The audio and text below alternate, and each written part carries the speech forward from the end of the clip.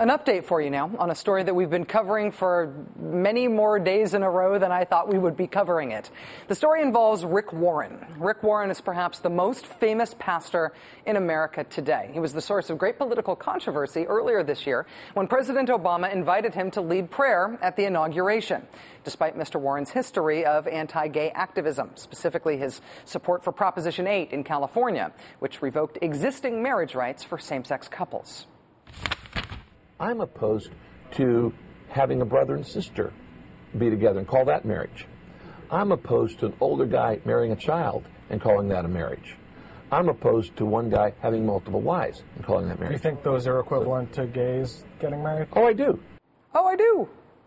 On the issue of Prop 8 specifically, Mr. Warren made the mistake of trying to deny that he'd ever taken a position on it. During the whole Proposition 8 thing, I never once went to a meeting, never once issued a statement, never once even gave an endorsement in the 2 years Prop 8 was going. No statement, no endorsement. That ended up being awkward because of the whole bearing false witness thing. Well, let me just say this really clearly. We support Proposition 8. And if you believe what the Bible says about marriage, you need to support Proposition 8. So I urge you to support Proposition 8 and pass that word on. I think that counts as an endorsement. Rick Warren had not only been involved in Proposition 8, he had been involved on tape. Well, now Rick Warren has been implicated in much worse anti-gay politics, as Uganda, a nation in which he has been intensively involved, is now considering legislation that would imprison and even potentially execute people for the grave crime of being gay.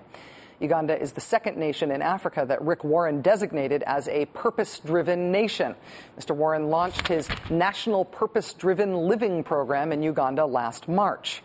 Last night on this program, we spoke to an Anglican priest who has traveled to Uganda to report on the development of the Kill the Gays legislation there. Among the things he brought up with us was just how influential Rick Warren is in that country.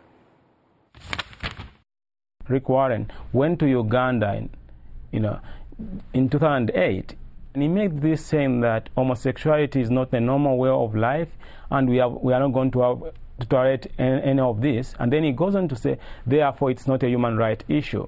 So you have another big person in terms of how Africans look at Pastor Warren. You have to go there. Every church I entered, office I entered, I found his book, Purpose-Driven Life.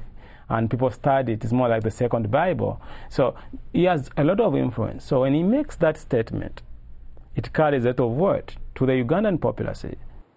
Rick Warren has used his influence in Uganda not only to promote his own programs, the purpose-driven nation stuff, but also to get involved in Ugandan religion and politics, flying to Uganda last year to announce that he was on the side of the Ugandan ministers who were boycotting the Church of England for being too pro-gay.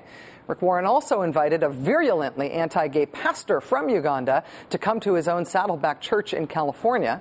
While that pastor was being promoted by Mr. Warren in the United States, back home in Uganda, that pastor was publicly burning condoms in Jesus' name. Rick Warren's involvement in Ugandan affairs,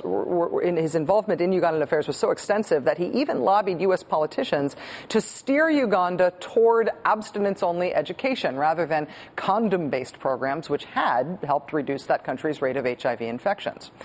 Rick Warren's intensive involvement in the politics of Uganda included multiple trips to that country and meetings with Uganda's First Lady. Because of all of that, because of his influence in that country and his intensive involvement there, when that country, including the pastor Mr. Warren had invited to his church, started pushing this outrageous legislation to kill people for being gay, it was natural that Rick Warren would be asked his opinion about it.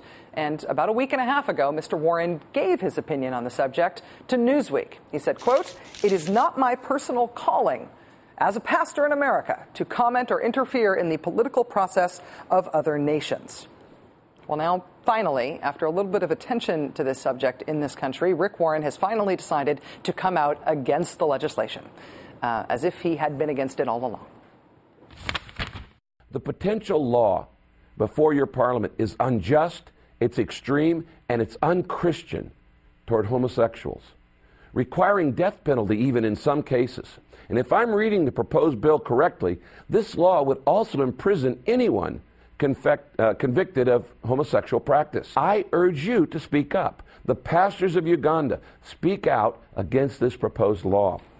For opponents of this proposed law, Rick Warren's intervention here, his written statement and his video statement, will be filed under the better late than never category, but definitely under better. This will be very good news for people who are opposed to this law, given his influence in that nation. That said, Mr. Warren's statement today included the allegation that his role in all this had been somehow mischaracterized by the media, saying that lies have been told about him and this issue in media that have covered it. As the person who's been doing the most media on this subject, at least on TV, as far as I can tell, we have not said anything inaccurate about Rick Warren in our reporting. We triple-checked everything that we've said about him today. I don't think we've gotten one thing wrong about him. If he feels differently, Pastor Warren, I would be happy to host you on this program to clarify anything. Unless you know something that we don't, I stand by our reporting. Another American who has been silent on this issue for weeks is also now speaking out to us. This happened late in the day today. Republican Senator James Inhofe of Oklahoma. Mr. Inhofe has made repeated trips to Uganda in recent years, what he has called, quote, a Jesus thing. And after days of silence on this issue, Senator Inhofe has finally told us this tonight, quote, I was shocked and appalled to learn through media reports of the legislation being considered in Uganda regarding homosexuality. I do not, nor have I ever supported or condoned the abhorrent legislation being considered in the Ugandan parliament. To suggest otherwise is absolutely and unequivocally false. It is my hope that Uganda will abandon the unjust approach being considered. It is unclear whether or not Mr. Inhofe plans to communicate this view to Ugandan authorities. We have asked. We will keep you posted as to whether or not we receive a response. One final note on this. Republican Senator Chuck Grassley has also come under fire on this subject because of his alleged ties to the secretive religious organization known as The Family, most famous for operating the C Street House in Washington. The Family has been intensely involved in Ugandan religion and politics for years and reportedly involved in the origins of the Kill the Gays bill specifically. It was reportedly announced for the first time at a family-sponsored event, the Ugandan Prayer Breakfast. Mr. Grassley has still not spoken out against the bill, but he did, through a spokesperson today, say that he has never had anything to do with the family ever. Senator Grassley is described multiple times as a member of the family in Jeff Charlotte's book-length expose of the group. We contacted Jeff today to get his response to Mr. Grassley denying he's ever had anything to do with the family. Jeff told us that he stands by his reporting in his book. He said that as recently as yesterday, he learned from family sources that Chuck Grassley traveled to Uganda in the mid-1980s at the request of the family. Whether or not Chuck Grassley is a member of the family or not, we are still very curious as to what the senator thinks about the prospect of putting people to death for being gay. We are still waiting to hear from him on that subject, and we live in hope.